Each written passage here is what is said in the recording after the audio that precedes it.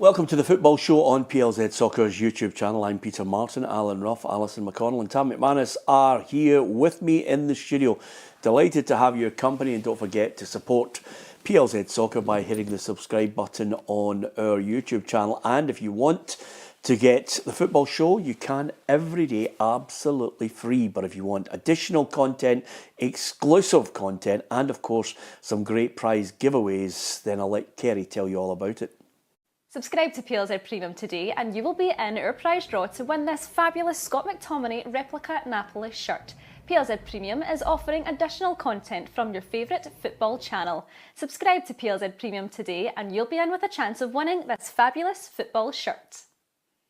Scottish people playing in Italy, it just seems to be all the rage at the moment because, Alison, it looks as if Lennon Miller's on his way to Udinese. What a great move that will be. I think it'll be a fantastic move for him, and I think he'll maybe be encouraged by the success that a few players have had across recent seasons. I think we had his dad in the studio maybe this time last year, and he was speaking about how a move abroad would be fitting for him, how he wasn't going to just take a move for the sake of it whenever someone came in, that the next move had to be the right move, that they had to speak to the coach, they had to know that he was going to go somewhere that was actually going to develop him as a player, stretch him as a player. He's not going just because a club have come in and tabled an offer. What they will see this as the next step in his development. Yeah, and in a strange sort of way, I'm kind of glad. Hopefully he'll get regular football rather than, you know, people often associating him here with the likes of Celtic going to sign him. Yeah, I think that will suit him over there, Peter. I think foreign football, you know, playing abroad will suit him. I think he's technically a really, really good player. Physically, athletically, I don't think he's probably Premier League or Championship level just yet. But I think over there, probably similar player to Lewis Ferguson, who's over there and done really, really well. So if he can come over and have the same impact as Lewis Ferguson had and get into the Scotland team, and he's been linked to big clubs as well, then he'll be buzzing. But I think it's great for all parties. I think Motherwell will get a few quid for him. I think they had to sell him this window. I think he's only a year left, and Udinese get a great young player for £3-4 million. So I think everyone will be happy with this. Yeah, absolutely. Okay, lots to talk about on the programme. As ever, Scottish football is the gift that just keeps on giving, from 1 week of elation, excitement, and then all of a sudden it can go flat as a pancake over the weekend domestically. Here are the results for you to look at and digest and give us your thoughts on. Livingston 3, Falkirk 1, St Mirren 0, Motherwell 0, Rangers 1, Dundee 1, Aberdeen 0, Celtic 2, Dundee United 2, Hearts 3, and Hibernian 2, Kilmarnock 2. That was the results. Tam and I had our predictor heads on Friday, but I don't think we had too many of them correct, the way it was all unfolding over Saturday and Sunday. This is how the table looks at the end of the weekend. Hearts at the top of the table with Celtic also joint top on 6 points. And then Livingston, Hibs, and then Kilmarnock and Rangers. Rangers at this point 4 points behind Celtic after only 2 games played, Ruffy. It is quite incredible. And Aberdeen, the cup winners, bottom of the table. Yeah, I think as far as Aberdeen's concerned, you know, I think the cup win at the end of the season kept everybody on board, you know. But I think if you look at the stats for the whole season, I think they'd only won about 4 games out of 27. So that's something they'll have to rectify. I think the Aberdeen supporters will demand a lot more success this year with that cup win. As far as Rangers are concerned, yeah, it's up and down. You could see the stadium again emptying near the end. You know, they're not happy. There are a lot of empty seats at the end. They're not hanging on in there, and a lot of unhappy Rangers supporters. Yeah, we're going to talk about that in detail as well. So many good performances, and it's only right and proper. We'll do this every week, Ali. I know that, you know, certainly in the newspaper end of things, when players used to look and see, have I managed to get in the team of the week? I think it's only right and proper that we get the argument started early. I've picked the team of the week. I actually picked the 2 best games of the weekend, to be honest with you, Tam. And here's that team of the week. In goal, Schmeichel, Lawal, the right back for Livingston, in there alongside Stuart Finlay, Clark Robertson and Kieran Tierney. And then from there, I think from the left-hand side, Lewis Smith, who scored an absolute worldie in his match. And then over and above that, in that midfield area, Rio Hatate with his great goal. Kamara of Dundee United, I beg your pardon, who looks as if he's going to be a real force this season. Brannan, his goal is something we're going to talk about. And then Dolchik and Nigrin is the team of the week. So plenty to discuss there, Ali, in the choices we've made. Some you agree with, some you won't. Indeed, I think that's the beauty of the team of the week, that that there's no one that sees it through very partisan lenses, that people just think, yes, I think that's who deserves to be in the team of the week, so that's who'll go in it. Have we missed anybody? Yengi for Aberdeen. Who? Yengi for Aberdeen. Yeah, I don't think he's likely to get in the team. I don't think he's likely to get in the team of the week just yet. But can I just say this to you, Tam? Again, it's very rare, not a single Rangers player in it. And that tells you the story of the first game we're going to talk about, because yet again, we are in a situation where Rangers, looking as if they've turned things around with a European performance to be positive about, and then back domestically, they were lucky to get a point. Yeah, they were. I mean, you get into the game after a fantastic result during the week in Europe. You know, the fans are buzzing again. You know, Dundee at home, who've started the season poorly, and everything pointed towards a comfortable home win. But even from the first 5-10 minutes, Rangers just didn't start well. And I thought Dundee looked really comfortable. You've got to give Stephen Presley's coaching staff a lot of credit. They were very tight, organised, and they were dangerous on the break. You know, they hit the post in the first half as well. And Rangers looked devoid of any ideas. Obviously, the sending off affects the game as well. Dundee go ahead, and you think that Dundee are going to see the game out. Dubious penalty at the end that we're going to speak about, and Rangers get a point, but just not good enough, Peter. And for Rangers to drop 2 points to Motherwell and Dundee is a horrendous start when you look at, you know, the way Celtic have started. You know, 4 points behind. I think, you know, obviously if Rangers go through, they'll postpone that St Mirren game. You know, Celtic pick up 3 points against Livingston, and all of a sudden you get into that first Old Firm game with a possibility for Celtic to go 10 points ahead of Rangers with a win. It's incredible, the start, and Russell Martin under extreme pressure already. Well, the Rangers manager has emphasised yet again that this is going to take time. Every club I've been at, there's a bit of pain, and then when you get through that pain, it's so worth it. So I don't think I expected anything less coming here, that it's not going to be a quick fix. This club's not had success for a long, long time. So I've just got asked about the supporters' reaction in there at all. I just don't have a problem with it, because I understand it. Like, they're at a point now, that this club and the supporters, where something needed change. And the ownership's changed, there's a new coaching staff, there's new players, there's hopefully a new way of behaving at the training ground properly every single day regarding standards and what's expected at this football club. So it's not a quick fix. Okay, it's not a quick fix. Let me offer you my tuppence worth on clearly a message that has been forgotten by many a Rangers fan. You know, you can go back to John Bennett, you can listen to what John Gilligan had to say. You're now in a situation where, quite simply, Patrick Stewart has mentioned it as well, there's a process here of a rebuilding. It's not a takeover that is the equivalent of a Lawrence Marlborough, you know, with David Holmes at the helm, or eventually a David Murray. This is a gradual process in a business that has been, you know, structurally wrong for a number of years. So it is going to take time. I mean, I was listening to someone, a Rangers fan, on one of these podcasts talking about it's time to sack the manager. And I'm thinking, can this country get any more stupid when it comes to hiring a manager to do a job, and after 2 games you're suddenly saying it's time to bin him? It is also the reality of life in Glasgow. There is no time. And I think I 100% agree with you. It's ludicrous to be thinking about managers being sacked and all the rest of it after 3 seconds of the season being underway. It's nonsense.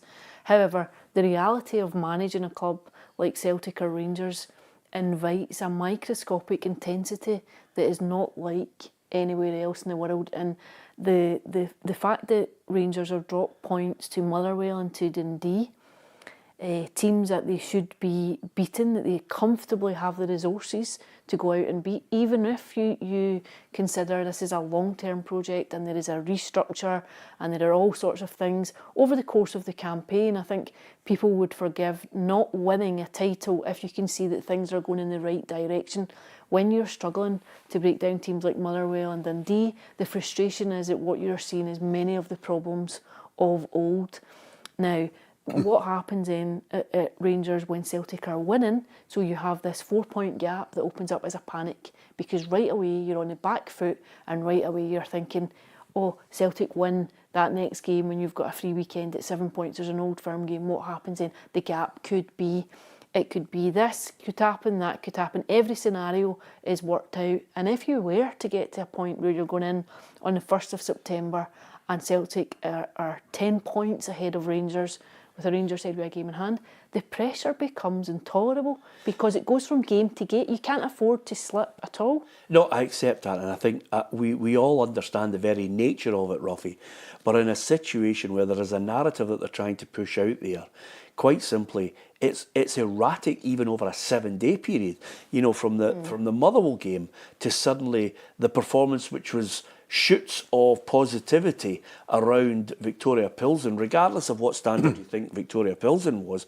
It was still a good performance. It was still a 3-0 victory. It still puts them a stage closer to group stages of the Champions League, whether you think they're going to get there or not. You look at it and you see he's tweaking everything around. Every one of us, unless somebody's going to contest it, could actually tell Russell Martin, and he knows it himself, the problem is Rangers can't defend. They don't defend. They don't defend from front, middle to back. They can't handle set pieces and they get caught out. And they do not know how to defend even when they're trying to take a game to someone because they get caught out. The back line is the problem. It doesn't matter how many times you look at it. When you're conceding goals and losing games, the defenders are the problem. Yeah, but that's up to the manager to sort that. You know, and he has sorted it. He's brought in a centre-half who cost a few bob. And he is spending more money than Motherwell and Dundee, you know, so this is a short, as they say, it's a short fix or something like that. It's not a quick fix. Yeah, I think it has to be. It has to be for him because he never had 50% of the Rangers fans shouting to the rooftops, he's the manager we want. So he's on a sticky wicket right at the very beginning because half of them didn't want him there. They wanted a bigger name or whatever. So when you're spending the kind of money he's spending, I don't know what, around about 10 million so far, these fans expect you to go out and beat Motherwell and beat Dundee and beat them quite comfortably. I also think part of the problem, I agree with you about the backline, but I also think they struggle to break teams down. They struggle for any creativity, a lot of the ball without really being able to offer any significant menace in the final third. They're turgid in the middle of the park at times. I think the new system, new players, you're not really seeing the Raskin that you saw towards the end of last term, who offered that bit of creativity of being able to unlock a defence, being able to open things up a bit, and I think that's a huge problem for Rangers. I think you look at the two games, Peter, Motherwell away and Dundee at home. Rangers have scored 2 goals, one's from a corner and one's a penalty. They can't, you know, that's a damning indictment of how poor they are offensively. They can't break teams down, particularly Ibrox as well, you know, so you're scoring with 2 set pieces. And yet the midweek game though, on Tuesday night, that front three. Because Victoria Pilsen looked formidable. Yes, Victoria Pilsen came and tried to have a go. But again, we mentioned it in midweek, Tam. You cannot get to this erratic knee-jerk reaction constantly, you know, from one game to the next, turning around and saying they're back. Because that was the one thing we were talking about, is you can't get from a Motherwell to a Victoria Pilsen and go, you know, Rangers are back, when you see those little passages of play, and it's because domestically, Ruffy, suddenly it can all fall flat again. And by the way, this is a Dundee team the week before I watched up at Dens who were woeful. Yeah, and we all sat here on Friday and said this is going to be 3 or 4, the way they were last week and the way Rangers were in midweek. But you have to say, as Tam said, the Dundee manager got his tactics spot on. The 2 people that created all the problems against Pilsen were the 2 wide men. And all he did was play 2 guys out wide to stop them going forward. And he just nullified all the good things that happened in midweek, and it never happened at the weekend. Yeah, and this is, again, on the flip side of this, you have to give great credit to Dundee, and Stephen Presley thought they deserved more than just a 1 point. That would have been the perfect performance, but it wasn't to be. You know, I think I've talked a lot about time, progression, seeing improvements, You know, I saw some green shoots last week against Aberdeen, and again, further improvements today. I thought we deserved more, yeah. I thought we had some really good moments. We obviously hit the post with some really good counter-attack moments. And as I've said, you know, I was exceptionally proud of the performance. Yeah, fair play to Stephen Presley. He did say in the after-match press conference against Hibs that he could see that the shape was there, that the organisation was there. He just needs to obviously try and get goals at key moments and then work on what he's trying to build there. And he did say last week he needs 6 players. He's brought 1 in, so he only needs another 5. But I still say in your wildest predictions, Tam, you never thought Dundee were capable of going there. Did they? I mean, let's not forget, they scored before Giga gets sent off. Was it a red card?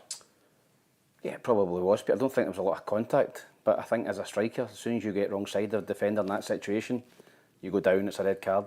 You know, I don't think there was a lot of contact there, but once the referee gives it, he's not going to change it. The penalty kick, again, don't think there was a lot in it, Peter. I thought he played for it. But if you're a striker or a forward player, you get by the defender, you get wrong side, you go down, you ask a question of the referee, and people will say that's cheating. But for me, that's being a forward-thinking player and try to do something for your team, try to win your team a penalty kick, try to get another player sent off. That's part of the game. And I thought both of them were soft, to be honest, but I can understand why the referee gave them. Yeah, I thought it was a soft penalty, to be honest with you. Yeah, I think there was a small contact, but I think the boy made a melee at going down. And I think if you really look at it closely, he actually stubbed his own foot onto the ground to make it even more convincing. But as Tam said, you know, in modern day now, you just have to touch somebody and then you've got to come up with a decision. And I thought it was the wrong decision. I thought it was very harsh on Dundee. Yeah, should they have got a winner, was it? I mean, at the end of it, Cyril Dessers gave Don Robertson absolute pelters. He wasn't happy with the offside, but it's almost like night and day. It's offside or it's not with the lines. I thought it was drawn. very clear. I thought he was well offside. I think even like on first viewing, just that I thought it was offside. When you watch it back, I think you can see he's offside. I saw his frustration at full time, but I think his frustration probably owed more to the afternoon and the level of performance across 90 minutes than it did in that moment itself. The penalty for me, I struggled with it. I watched it back a few times. I think it was very clumsy, but I thought it was very soft. Once he gives it, he's not going to change it. If he didn't give it, he wouldn't have changed it either. The initial decision was always going to stand in that situation, Peter. Yeah, where do they go from here? It's that $64,000 question with regards to Rangers. Does Russell Martin just have to dig in? Because you know, there's an early doomsday scenario which you just painted there, which, again, there's nothing like an old firm game to absolutely annoy the life out of you or a manager trying to build. But if he gets to a situation where he would lose that first game and be facing such a huge gap, it just becomes mental, because you know the way the fans go with these things. I think they've got to stick with the manager, Peter. They've invested heavily in him. They've invested heavily in the squad. I think they're going to have to stick with him. It wouldn't surprise me if Rangers beat Celtic at Ibrox. Rangers raise their games against the bigger teams. Celtic will come and attack Rangers at Ibrox. It suits them. They've had a good, decent record last season against Celtic. So it wouldn't put it past them to go and win that game and get back down to 4 points. And Everton the Gardens Rosy again with a game in hand. So it's just that these results that the Rangers supporters, it's just like rinse and repeat from the last couple of seasons. Have a great result in Europe, beat Celtic, draw to St Mirren, draw to Dundee, get beat off in Motherwell. It's just these same results, Peter. They've no consistency. They can't handle that intensity and that pressure every week to win. And Celtic have got winners in their dressing room, winners in their team. They know how to win these games. We're going to speak about the game yesterday. Cruised the game at Aberdeen. Rangers would go up there and probably drop points, and I think that's the difference between the two teams. The last thing you want, and I can't believe I'm saying this, Ruffy, but I think there's a bookmaker paid out in Celtic already winning the league. I mean, that's how ridiculous this whole thing's become. It is, but we've had this every year. You know, we say, oh, look at how far ahead they are, and then all of a sudden Rangers come up against Celtic, particularly last year, and held their own, and numerous occasions actually beat Celtic. So he has to get, as Tam said, the other games. He has to start winning the games, but certainly I don't think he can afford to lose that first game. I don't see them potentially getting past Bruges. I just don't consider that. I mean, I look at the Victoria Pills and I think that's fine, but based on the Bruges, even if they're I mean, that Bruges side last year, past Celtic off the park at times, it was wonderful to watch the way they were playing in Europe. I don't see Rangers Champions getting... League team. Yes, absolutely. I don't see them getting past them. Yeah, I think it's raised the bar. I think it will raise the bar significantly. I think it would be a very tough test for Rangers to come through. I think just now, if you're looking at the way they're playing, yeah, I don't think you would fancy their chances too much. But you see the way this goes, Tam? I mean, as we're looking at it, you're trying to keep a balance and say to yourself, OK, fans can be extreme in their opinion, but the Rangers fans have put their money where their mouth is, and they've backed them continually. Everybody knows it's rinse and repeat. But right now, as Russell Martin tries to just steady it and say, right, can I get this player in? Can I get that player in? Can I keep this going? Suddenly he looks at that horizon and he thinks, well, realistically, Patrick Stewart and the rest of the board are saying, can you just get group stage Champions League? That gives us a huge shot in the arm. And if they can't get that, can you keep this title race, you know, without people clamouring over seats and going absolutely mental? Yeah, they've got to keep it close, Peter, with Celtic domestically. They can't afford to go 10, 12 points behind early doors, because then the pressure, as Alison said, would be intolerable on them. But you know, I think Bruges will be favourites, but would never bet against Rangers in Europe. I just think they're a totally different team. You know, they've guaranteed Europa League group stages, so the pressure's off a little bit. And when Rangers play like that, I think they're a different side. So yeah, Bruges will be favourites. And I think it would be a lot of people would be surprised if Rangers beat them, but I don't think it's impossible. I just think they've got to try and stay close to Celtic, Peter, as it stands, and they've got to give Russell Martin time. I don't think Russell Martin's a problem. Didn't think Clement was a problem. It's the mentality of the Rangers players, and until he gets a lot of those guys out who are still there, he's going to have the same problems every week. Going to Dundee, you know, playing Dundee, Motherwell, St Mirren. They've not got the mentality to go and win these games every week, Peter, and they haven't for 2 or 3 years. OK, give us your thoughts on that. Rangers dropping points again, this time at home to Dundee. What do you make of it all? Is Russell Martin going to get that time? Do you get that time, especially this early in the season, to try and build that team if you do fall so many points behind a Celtic side that quite simply went up to Pittodrie and put that whole Scottish Cup episode behind them, roughly, and comfortably won 2-0 against Aberdeen? Yeah, I think the first 10-15 minutes was a wee bit hairy for Celtic. I think Aberdeen, as you would expect, the home team coming out right at the start and giving it a go. But after the game settled a wee bit, Celtic again got control of the ball, possession of the ball. The big players, you know, started coming into the game, and the 2 goals were just a joy to watch. Yeah, I mean, you look at Nygren, and if you're looking for somebody just to come in and, you know, settle quickly, you know, his contribution, you were at the game, Ali. Does he look at one of those bargain buys? Yeah, I thought he looked very at ease. I thought, I think he's walked into a very settled Celtic starting 11, very notable. I think that, you know, he dispatched Arnie Engels onto the bench, but I thought he looked very comfortable and obviously made a significant contribution, scored the first goal, set up the second goal. But I thought he was good. I thought he looked fairly impressive across the course of the 90 minutes. And, you know, I think Celtic are still crying out for areas to be strengthened before the closure of the window. But certainly the impression that you've got just now is that domestically they have enough. What a goal it was, Tam, from Rio Hatate as well. I mean, it just looked as if he's just motoring along nicely. I wonder about Dyson Maeda on the left-hand side. I still think he'd be better in the centre. Yeah, it's a bit of a conundrum for Brendan Rodgers at the minute. You know, he obviously wants to play his number 9. He's Adam Maeda. He's paid a lot of money for him. I felt a little bit sorry for Adam Maeda yesterday. I thought there was times where Celtic could have put the ball in the box, particularly Alistair Johnson on the right-hand side, check back out and cut across the box and try to come out the other side. And I can set an ex-striker myself. You're wanting those balls in the box, especially a big guy like that. That's his bread and butter.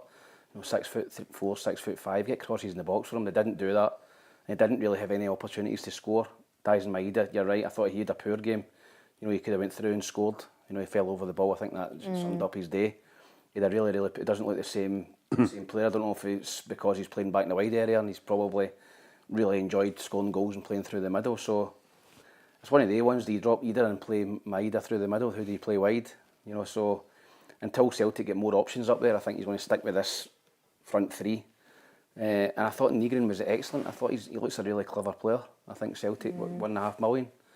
I think he's Matt O'Reilly type of bargain, but just clever player. Yeah, he actually set up the first goal. On the right-hand side of the park, he was linking up. And as the ball got transferred to the other side of the park, he just gradually moved into the box and took up that position. We get a chance to see it again. Yeah. OK, they get a comfortable 2-0 win. It's a strange situation, which, Ali, I'm going to get to you on. This is what Brendan Rodgers had to say after the game, and he threw it in at a point where I don't think anybody really had pushed him on this point. He says, I think there are a number of people that really don't like me being at Celtic. But with me and looking at the team, I'm really happy to see how the players are, the current players that we have. 2 clean sheets, control, a difficult game. Showed resilience last week to break through, and we're ticking along. What will make the football a bit more creative is the level of player. We hope we can do that, and then we'll be, hopefully, by the end of the month, in a really good place. I mean, I'm gobsmacked at that, because quite simply, I don't think the Celtic managers give 2 hoots who likes him and who doesn't like him and who likes him being at Celtic or not. The biggest problem I have sometimes with Celtic managers when they come out and try and have a dig at people is that the PR people only put negative things in front of their desk. They only highlight the negatives. They very rarely will say, here's a good piece, here's a positive piece. The reason I know that is because Martin Yeo told me that's exactly what you got. You got, here's this, they've said this about you, they've said that. Does a Celtic manager really bother? Because you have to stay so focused because there's so much noise coming at you. You'd be off your head to listen to it. Brendan doesn't get fed the people across the whole of the media, written, broadcast, podcasts, who have been raving about the way his team played against Bayern Munich and when he achieved in the remit of last year. They may well have faded towards the end of the Scottish Cup, which might have been a disappointment to Celtic fans, but people are looking at him and saying, he is a good coach. He has faults like everybody, but he is a good coach. And people have said that about him. I don't know what he's ranting on about. He should just forget about it. To be fair, I didn't think it was a rant. It was just a throwaway remark which stood out just because it seemed a bit odd with what he was talking about. I think, on a personal level, I think what he was referencing was his first season when he had returned to Celtic, and at points there were maybe accusations that the football was a bit flat, that it wasn't as exciting as what people wanted to see. I think that is what he was getting at. It didn't feel particularly clear just what exactly the criticism was or which direction it was coming from. Just that at points there had been people who didn't like the way that the team were playing. But as I say, it was a very throwaway remark and a conversation largely about what might happen before the closure of the window. It just seemed to come out of nothing and come from Brendan Rodgers himself, who had offered it. I think the greater point was simply that I'm quite pleased with the direction that this team is going in. I'm quite satisfied with the players I've got here. However, I need players to come in and enhance the quality that you're already seeing. The line about there's maybe people that still don't like me, people that don't like me being at Celtic, I think was back historically to that first season and a perceived level of criticism, because even then I think it would be fairly low level at times. I mean, they've cantered the league and they've played good football and they've been better than everybody else. Nobody can lay a glove on them, Tam. Albeit in a one-off game, Aberdeen got it right in the Scottish Cup final and deserved tremendous credit for getting it right. But he's just been so dominant. And I think when we all looked and we've discussed ad nauseum what the remit is for Celtic for Brendan Rodgers' second time around, it was quite simply, see if you can do something in Europe. See if you can enhance this team in Europe. And I think he has. The only thing that's hanging over him right now is everybody's waiting and saying, those 3 players that you get, before you get them, let's see how much Celtic spend on it, and are they the calibre that tells you that you're going to commit to Celtic on a new deal? Yeah, I think all will be revealed, Peter, on the 1st of September. I think if Celtic go out and spend 10, 15 million on 3 players, then you might see a different Brendan Rodgers in interviews. You might see him with his tie and his belt back on. which is a strange one as well. The weekend, and then somebody's comments. Somebody said he's not wearing a tie. It's a sign. And I thought, what sign? Yeah, it's just roasting. It's wee things like that, and then obviously his comments about people not liking him. So there's something bugging him anyway, and I think you'll find out on the 1st of September if he gets the 3 players in, or 2 or 3 players that he's needing and wants, and Celtic spend money, then I think you'll see a much more chirpy. I would have to say yesterday I found him very relaxed. Like the context of that line was just so odd because he didn't seem to come in irked at anything. I felt he was fairly comfortable coming in to chat about the game. Where his team is fairly comfortable. You know, they've come through 2 games. They've got a perfect start in the league. They've managed to capitalise where Rangers have slipped up. They've banked maximum points. I thought he came across as very relaxed. I found that it jarred immediately because it just felt out of kilter with the rest of the kind of conversation. What he's done is he's thrown out a line that's obviously we're all now guessing. Who is it? You know, is it some of the supporters? Is it somebody on the board? Is it the media? Is it? He's thrown something out there that he himself knows who's he's talking about. Ruffy, I think it goes back to that first season. First season back. Yeah, first season back. All right. When but there was obviously maybe somebody's brought it up then.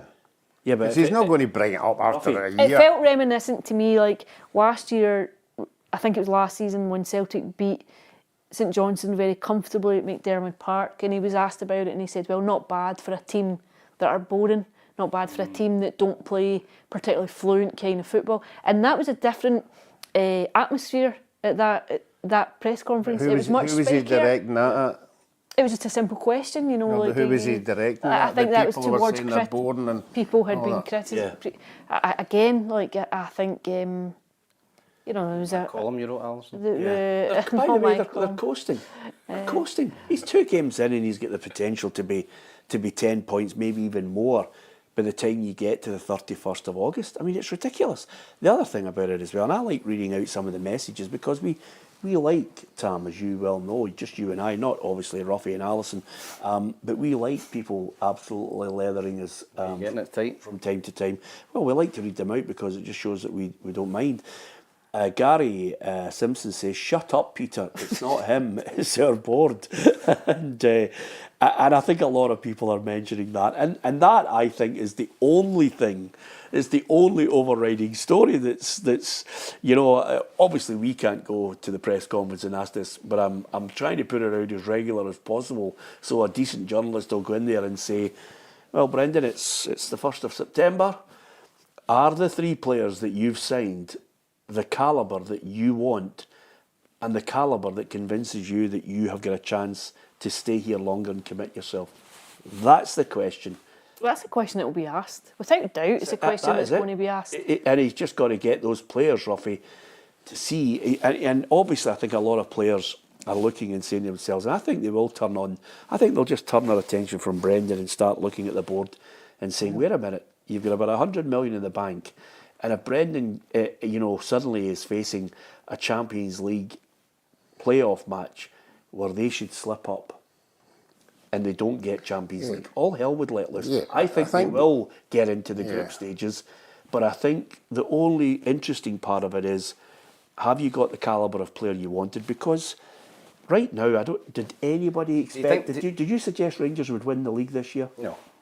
Did you think they were going to be? I didn't.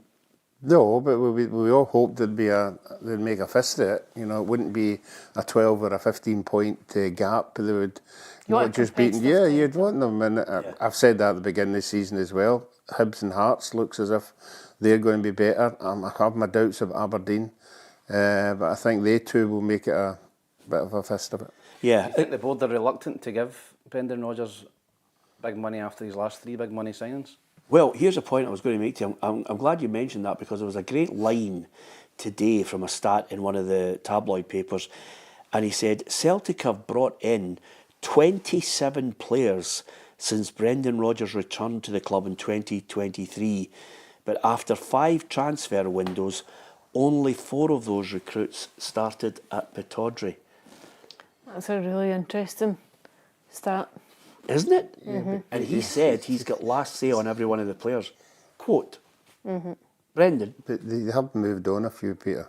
Eh? They have moved on a few that he's signed. I know, but you need to look and you say to yourself, he's got Ida that he bought for 9 million. Yeah, these two are hanging on his. Trusty as well, 6 million. Yeah, they're hanging on the back. You know, that's Ida, Trusty, and I'm going to throw in Engels. That's 3. Yeah, it's How many 3. more do you But want to he'll hit you with, look what I brought in. Look at the players that I bought in and sold on. You know, but they are hanging on him. He's not going to get away from it. It's there in black and white, and unless you know that he sorts that out. But I think we all agree that they are decent players, and they'll get money back for them. I just wonder if it's more a reluctance because of the contract issue, just where they are, the uncertainty that hangs now over what the next £60 million roll of the dice on whether the manager's here next year, Ali. Wow. I just wonder. I don't think there's any doubt Celtic will beat either of those teams. Yeah. With the squad they've got now. Okay, interesting. By the way, you mentioned something and you thought you were just going to throw it away, and Kenny and LA wouldn't pick up on that, by the way. Aberdeen. You're like, Ali, I'm too long in the tooth in this game to miss a throwaway line like that. Aberdeen, Jimmy Tilleen obviously is looking at some of his signings, and he reckons, here's that classic catchphrase from managers, he needs a little bit of time. Everybody wants everything tomorrow. That's what it is. And they're coming from a different league and they're arriving here. And we also have to give players some time sometimes. We knew what we assigned some players. We knew what they can do. And they need to keep pushing and get used to the league and adapt to new teammates. And I think we can see some skills they have, but it's not the full game. Okay. Yenge, you're not having him, are you? Nah, he's been poor, Peter. The first 2 games. I don't see it at all. I don't see who scouted him. He looks clumsy in the ball. I think they summed him up. I think Keskin hit a shot and he blocked it. One of Aberdeen's chances in the second half. I just think the Aberdeen fans are just made their mind up already. It's going to be a long way back for him. Yeah. I think as a striker. After 2 games? After 2 games, a lot of Aberdeen fans have made their mind up on him. I liked Milanovic. I don't know about you. I think he's got a good left peg on him. I think he will come on. The boy, is it Ayush? The boy for... Yeah, he was good. He was good as well. Yeah. The only thing I would agree with him is obviously these players are coming from all different leagues. It might take a while. The language might be a problem, I don't know. But he needs to get it sorted out. It just baffles me, you know, that modern foreign-day players get a chance to settle in, whether it's a year. If it had been a Scottish player that played in our league and is a good player, say it's somebody who's at top of the notch at Hearts and he comes to Rangers or Celtic, we would expect him to just hit the ground running. Just keep playing the way you're playing in that team. Some of the foreign players seem to just get away with murder. It takes time to settle. I mean, that's not about you. It wouldn't take me time to settle going abroad and getting large amounts of money. Yeah. Did you settle well in Orlando with George Best? I loved it every day. Yeah. And how then, did you cope with the language stuff? I thought you were going to say, how did you cope with you had to go and play football, Ali? As Tam was saying, the only pressure you're under, you have to sing the Star Spangled Banner. Yeah. And you have to know the words because the cameras are on you when you're giving Did you it. put your... Oh yeah, you had to do that. Oh, That was part of the team, yeah. I told you, he's off. He's away. Make Ruffy great again. Absolutely. That's called a time machine. Listen, give us your thoughts on Celtic. Brendan, coasting, I mean, could be so far ahead of Rangers before you even get to the 31st of August. Give us your thoughts on it. And what do you think about Celtic and the way they're playing and the standard of players? Who's to blame if they don't get those players that Brendan wants? I picked 2 games over the weekend and I think I got the best 2 games of the weekend. Tannadice yesterday, the best game I've seen in a long time in the City of Discovery. It was absolutely fantastic. I cannot rave about it enough, and I'll tell you why. It was 100 miles an hour, Ruffy. It was like a basketball game. You shoot, we'll shoot, I'll kick you. There'll be a wee bit of a noise up. Great travelling support from the Jambos. Dundee United, great support as well. But Dundee United played some really good football, but you just had that feeling with Hearts. They've got some really, really good players. I'd struggle to say I've seen a better game in the last couple of months, Tam. It was magnificent. The Jambos, by the way, I know you're going to not like this line, but the Jambos with a couple more signings look the business. Yeah, I thought you would say that. Yeah, I thought obviously I've seen the highlights of the game, Peter. I thought Dundee United were the better team in the first half, but we're going to go into the Hibs game as well. I think when teams are travelling back from Europe, they die a death in the second half. I watched the Hibs game, 2-0 up, cruising, died a death. Dundee United 2-1 up at half time, died a death in the second half. So, yeah, I think the Hearts, obviously nicked it at the end. Dundee United looked much improved this season as well. So, I think if you're a supporter of either club, you're looking forward to a really good season, because I thought Dundee United played a lot of good stuff in the first half. Great goal, 2 goals for Jolchek. Second one, goalkeeper probably should have saved it. But Hearts, you're right. I think Hearts have got a steal about them. They've signed guys like Finlay and re-signed Shankland. They've got a real good core about them, and they always go to the death. And to nick it at the end, it's a perfect start to the season for Hearts. Yeah, Jim Goodwin highlighted your injuries, and obviously Derek McInnes said the club there's just a good place to be at the moment. We've come through the League Cup games fine. We've won these last couple of league games, and it's great. But I think for all the lads, the Scottish lads, my staff, and the foreign lads who've come in, when they see what they're actually playing for here, this club's ready to take off. They see the situation that we've got at the moment, with the lack of players, the lack of options to be able to freshen things up. Today we've got 2 natural wingers playing in the wing back areas. Miller Thompson, I thought he done great, young lad, just getting chucked into a game like that. Owen Sturton, 19-year-old striker. It's his first 90 minutes in the Scottish Premiership.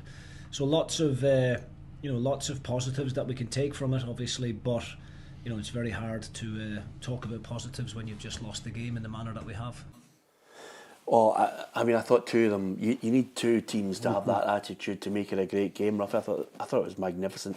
If you're talking about foreign players who take a bit of time, the boy Kamara in the middle of the park and Dolchek, they looked great. They were a joy to watch. That's what I'm saying. It seems to be it only takes time if they're not playing well.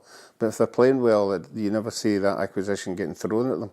So, I thought the whole thing, the atmosphere, I think the fans made it exciting as well. I have to commend all the clubs as well. I think the pitches all look absolutely magnificent. They all look like bowling greens to play on. I would know, because obviously I'm a bowler. Yeah. So yeah. But I thought the atmosphere was great, and I keep going on about the flags and all that. I think that just adds a wee bit. Well done to the other teams. Yeah, Claudio Braga looks a player as well, and they've got a song about him, and I don't even think he's scored a goal yet. That's great, Ali, if you've got a song about you after like 2 minutes in the door. Yeah, I thought he looked good on Monday night too. I think Hearts will be fun to watch this season.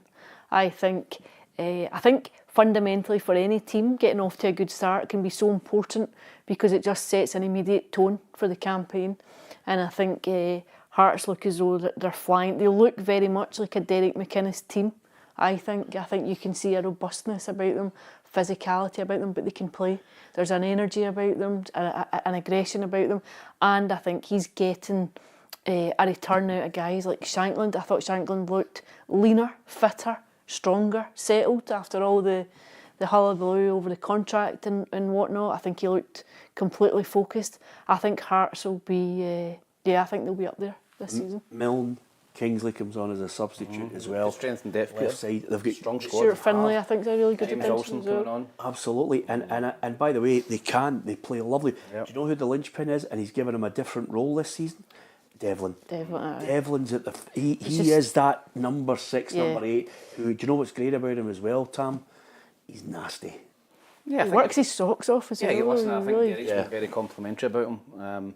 You always see him as a bit of a dog, a bit of a rat in there, getting about people. But I think he can play as well, and I think he's shown that so far this season. He's getting, as you said, a different role, slightly different role with Derek McInnes. But I think when you look at Hearts' starting lineup, you look at the guys coming on, they've got a really, really strong squad. Maybe a goalkeeper he come in, I think, as well. Maybe the only one. I think maybe Craig Gordon's injury problems, Xander Clark, wasn't great at the weekend. I think maybe a goalkeeper maybe to bring in, but bar that, I think they look very, very strong. I think you sense the optimism that's just radiating out of the squad. There just seems to be the League Cup campaign as well, and Tony Bloom coming in, and everything's really positive. There's a belief about them. Yeah, Chris says we all need to take notice of Hearts. They'll end up second. I think that's Chris just throwing in a wee grenade there just for a noise up. And also, The jam tarts are rotten, says Gary. No chance. I like to read out the kind of a balanced ones and then the ones that just don't like the jam tarts. McLaughlin says Hearts will do what they've done 3-4 times. They pretended to challenge, fall apart when it gets tough. I'm not so sure this season. Anyway, that's the Jambos. What about Hibs and Kilmarnock? 2-0 up. Rocky Bashiri with the cigars out, and he's changed. I don't know if you've noticed, by the way, he's changed the name on the back of his shirt. He's now just got Rocky. So clearly he thinks there's going to be there must be a deal done for the shirts, and he thinks I'm going to tap into Rocky 1, 2, 3 and 4. Can't tap into Rocky 5 because it was terrible. But he scores the first one. Yuan pops in with the second, and then you reckon it was Europe that was because they ran out of gas. I just think it's a bit sloppy in the script. And right before half time, poor pass for Rocky Bashiri in the middle of the park, and then it's just dreadful defending out wide. I think it's him and I don't know who it was. It might be Ellie Johan. I can't remember who it was wide, but he came in between the two of them, and then they get a wee lucky nick, and it falls into the boy's path, and then. And Polar scores a totally different game. 2-0, you get it 2-0, Peter, it's, your happy days. 2-1 just gives him a lift, and then second half I thought Kilmarnock were brilliant. I thought Kilmarnock were really, really good second half. Your boy Brian scores a screamer, probably goal of the season. And towards the last 10-15 minutes I was taking a point for Hibs. I thought they looked knackered. I thought they looked sloppy. The goalkeeper, ball at his feet, bag of nerves. You haven't seen that all season. He had a real off day as well. I thought second half Hibs looked leggy and Kilmarnock were a stronger team, so I think overall when you look at it, points probably a good result for Hibs. But it's going to be difficult, as I've said all season, I said it last season, teams playing in Europe on a Thursday, coming back and playing on a Sunday. Hibs, Aberdeen, Dundee United were hoping as well. It's going to be a real struggle for those clubs. I have to say, Ruffy, if you are a boy talking to your mates afterwards, what you do is our old pal Gordon Smith used to do, you just download your goal onto video so you can show people immediately. And Brannan's strike was absolutely out of the top drawer, wasn't it? Yeah, you could see him watching it coming from height, which is always a difficult thing to do, and then to have the connection that he had.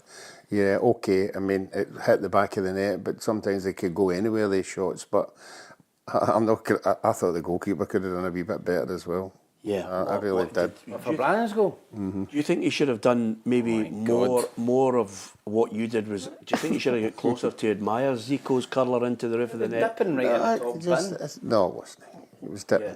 What about you told me there are some shots that you just don't bother going for, you admire them? Oh, you've got to go for that one. You should have saved it. It's up in the air forever. You can adjust your feet and everything and move back. It's not coming at you like that. But I'm not taking anything away from the young boy. I'm not. I'm saying it was a very, very good strike, but I thought the goalkeeper could have done better. Yeah, Ali, he's a hard man, isn't he? He's a hard man. I thought it was fantastic. I think the goalkeeper was off his line, Peter. I think, that's another point. So he should have been on his line. All credit to Kettlewell for playing these young boys. I thought it was encouraging. I think they had 2 or 3 young boys, 18, 20 in there. Can I tell you something? I'm going to change again. I'm going to do it every week because I think we're in a generation now where you do get, we can switch our opinion from one week to the other. I am trying desperately, Ali, to look at the teams that I'm going to see to think when we get to September 1st, we've all agreed after all the signings that we're going to pick who we think's going to win the league and who we think's in the playoff and who we think's getting relegated. And I have to say, and my old pal Jamie Swinney and that crew at Falkirk will not like me saying this, but I am now looking and I'm saying to myself, okay, I can see Falkirk going straight back down unless they get some signings in big time, because Livingston played some really good football and scored a wonderful goal from Lewis Smith. It was an absolute worldie. But the reason why it was such a good goal is because Adam Montgomery bombs down the left, but when he plays the ball in, Macaulay Tate has already, as any good midfielder will tell you, he's already looked and he can see Lewis Smith free on the right hand side. So he doesn't even take one touch, he just first touch out to him and he comes in and curls it into the defence. It was brilliant. Livingston played some really good football. They could mix it up. I don't think Livingston will go down. I don't think they'll go down. I think he's recruited well. I think he's brought in players who know the league, who've got experience of playing in the top flight.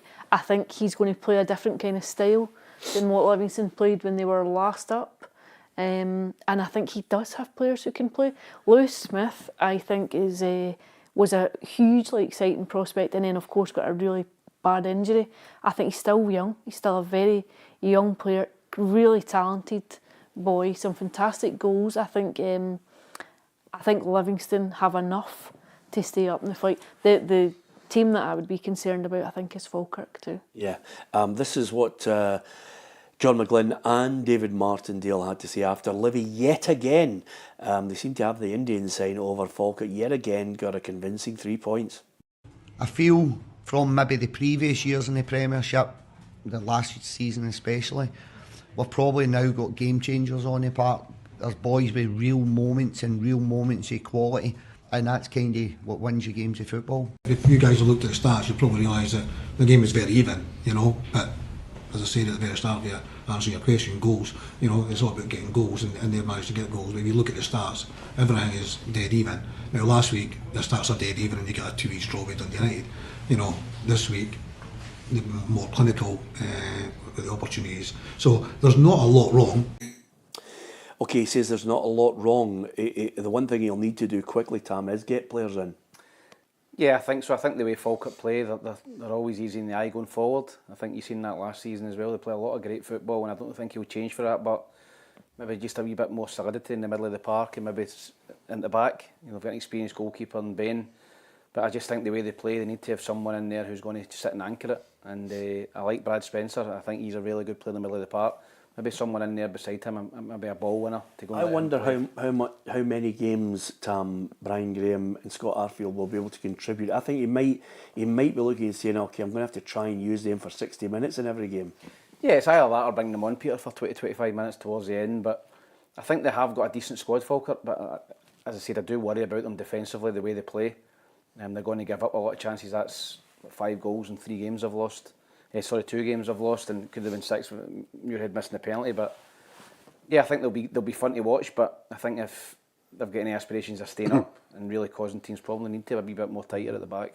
The biggest problem for them is they've never had to have a plan B, because they've always been entertaining and winning games quite comfortably.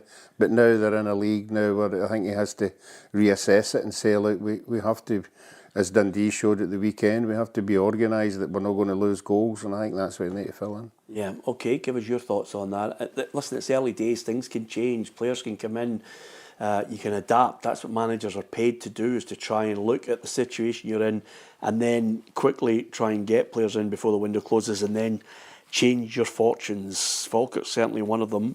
We've already discussed Rangers. What about your team? Give us your thoughts on it, and we'll read out your messages. Thank you to so many people who join us and give us their opinion. Some of it quite bold, some of it very hard-hitting. But again, we try and read out as many of the decent comments as we possibly can. It's the joy of Scottish football. Who picked St Mirren and Motherwell at the weekend, Ali? Cheryl had St Mirren and Motherwell. It really was a blow for her. 0-0 in this one. But yet again, I suppose 2 managers come in and say clean sheet. Well, let's just find out if that's what Jens Berthel, Eskau and Stephen Robinson mentioned. Maybe I give too much respect in terms of when they were playing out in their own half. Second half, we released a little bit more and took the ball off them on numerous occasions, made them kick it out of play a lot of times, made them look average, where the first half we set off and made them perhaps look better in a certain area that wasn't hurting us, of course. But yeah, everyone has to take responsibility, myself included. I don't know if I have a frustration. We played Rangers, who we know is a very top, very big team. And then we played a team that was in top 6 the last 2 years and who are very, very difficult to beat. We kept the clean sheet, we're happy with that. So I won't say I'm frustrated. That's a big word to use. Fair play to Motherwell, they kept one of the best midfields in the country at bay. Sorry, Ali, had to go for it. You put your head above the parapet with that line, you get shot down. Yeah, I think the two of them went into the game hoping to win. St Mirren, reasonable performance against Celtic, and obviously Motherwell getting the draw against Rangers. So they probably went into the game thinking, right, we're going to win this, but it was just a damp squid, wasn't it? I mean, there was nothing happening. I think both of them cancelled each other out. Wasn't a lot of goal-mouth incidents, not a lot of saves either. So basically, I think the two managers will just go away and say, right, point each. This is the toughest, I don't know about you, Tam, this is the toughest season, and I'm heartened at the moment, and I'm trying to be, you know, I don't know whether it's a kind of a reassessment of my life, Ali, but I'm trying to be as positive as I possibly can going to midlife crisis. Well, could be. Thanks. Earring next. Yeah, blonde hair. You've been there. But I'm trying to be as positive as possible, and I've watched games over the last couple of weeks, and I've thoroughly enjoyed watching players trying to play football on the deck. Thankfully, Livingston's pitch, albeit still artificial, is better than it was last season, although I would suggest to you that 2 out of the 3 injuries in the first half were down to the pitch. Yeah, I think it's always the start of the season, Peter, decent weather, nice pitches. I think it's always easier to play better football. There's not as much pressure on at the start of the season. You get to December, January, February, pitches are crap, you're bottom 6, you're struggling against relegation. The temptation then is to go launch it or be safer in your outlook to football, but so far so good. You know, a lot of good goals, a lot of good play at the weekend. I definitely think there's teams. I think Livingston will add to the league. I think they look better this season. I think Hibs will be better. Hearts are better. Dundee United are certainly better. Motherwell could be the surprise package as well. They've started okay as well. So I think it's going to be a really competitive league. And it would be great if at the top it was competitive, and at the bottom it was competitive. It would be great if a Hearts or a Hibs could go and really put pressure on probably Rangers for that second spot. Yeah, I think it was just over 10,000 at Tannadice, Ruffy. I mean, we always say, if you can, get out to a game, go and see football, go and see some good players. I've seen some really good players in the last couple of weeks. I'm really enthused by what I'm watching. Yeah, I think most of the players that have come in, players that we wouldn't know have any knowledge of where the teams that they've come from, and they're encouraging to see a player that you've never seen before doing particularly well. Dundee United, you highlighted the couple that they've got, but I think every club, you know, has got somebody who's going to offer this year. Yeah, and of course next week the English Premier League will start. Sometimes it's a nice curtain raiser to the whole thing with the Charity Shield. You know, some managers count it as a trophy won, but it's one of those games that's played out in good spirits. Crystal Palace 2, Liverpool 2, and Palace win it on penalties. But I still can't. I just think Liverpool looked fantastic. I think there's a wee tweak here and there. Yeah, I think so too. I think I think they're always a couple of weeks just behind the season getting underway, but I think there'll be a lot of intrigue down there as well. I'm sure. I think Liverpool look good. I think obviously maybe just interesting to see how they cope with all the off-field stuff, and just the Jota thing, the effect that has in a dressing room. I think that could have been really tough to manage for players over the last couple of weeks, particularly when you're just coming back in to a dressing room, just the shock of it and managing the emotions that go with that. But certainly on the pitch and the initial impression is that, they look like the team to beat. Yeah, I never like to look down south and the players that they're now signing players for 73 million and nobody's cracking a light, Ruffy. So I was wondering what price Isaacs is going to be, what they're going to, how that bargaining going on between the two clubs. I think he's going to go for about 120 million to Liverpool. You know, I think so. The one thing I was going to say to you, Ruffy, it's a big week for football, and the good news is the football show is absolutely free. Monday to Friday, you get Tam, you'll get Ruffy, Scott Allen, myself, Alison, Hugh McDonald, the journos, and of course you'll get early access to the journos if you sign up for our PLZ Premium, because we've got so much exclusive content there, one-to-ones, the journos. This week will be the return of the women's football show as well, and with a new title, and of course lots of great insight into the women's game. There is so much content on PLZ Soccer, whether it's the free stuff or indeed if you want to sign up for PLZ Premium. We've got lots of giveaways and prizes this year that we're really looking forward to bringing you 7 days a week, the content with the managers and players previews and post-match stuff as well. We really are at the forefront. I don't think out with the big guns. I don't think there's another channel offering you 24/7 football that you can consume, Ruffy. We're doing our best to give as much content as possible and have a bit of banter with the troops as well. Yeah, you're right. You know, it's a variety, everything. Obviously the women, the journals, and us talking a lot of rubbish now and again, but certainly you're right. I when you said that, you don't think there is anybody out there. There isn't anybody out there who's doing what we're doing. Yeah, and with that in mind, this week, Tam, I'm looking forward to Europe because I'd love to see Dundee United and Hibs come up with great results. I'm going to go back up to Tannadice. I think I might actually buy a flat up there. I've been up there in the last 3 weeks on the trot. Steady. And I'm looking at Alison because she's dictating. I don't know why I gave her the head job in here. Like that. I'm just going to Dundee every time. I don't think she's trying to tell me something, but I'll be back in Dundee to see if they can put paid to Rapid Vienna. Yeah, you would think Rangers are through, Peter. You like to think Hibs are through. Obviously, the Dundee ones is in the melting pot, 50-50 game. But with that support behind them, full Tannadice, you know, like the old European nights, they can pull off a bit of an upset. I think it would be an upset if they beat Rapid Vienna, so fingers crossed that they can go through as well. Yeah, could you see me staying in Dundee for any given period of time? No, I think you come back down the road. Dundee's okay, but no long term. Yeah, okay. And there speaks a former Dundee player. Anyway, a lot nicer now, by the way, than it used to be. Absolutely, I love it, but not regularly every week, Alison. Whole swathe of just viewers have just I know. Yeah, exactly. With that in mind, don't forget to hit the subscribe button on PLZ Soccer's YouTube channel if you want extra material and, of course, a chance to win some fabulous prizes, including Scott Tominey, that replica Napoli top. Then why not subscribe to PLZ Premium? From Ruffy and from Alison, Tam and myself, Peter Martin, thank you very much for listening and watching.